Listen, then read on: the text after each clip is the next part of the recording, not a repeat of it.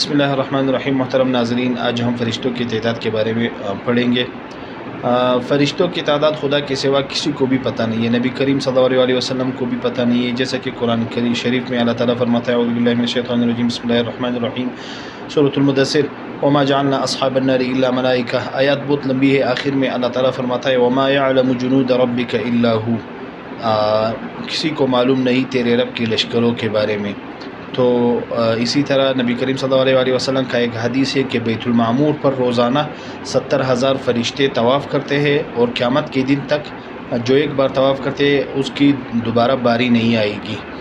اس کو دوبارہ موقع نہیں ملے گا طواف کا، تو اتنے زیادہ ہے۔ بیت المعمور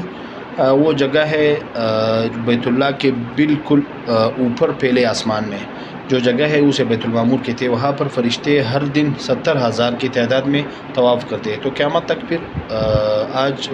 کے فرشتوں کی باری دوبارہ نہیں آئے گی۔ چینل کو سبسکرائب اور ویڈیو کو لائک ضرور کرنا۔ میں بار بار یہ بتاتا ہوں کہ ریچ بڑھے گی اس سے، اور تمہیں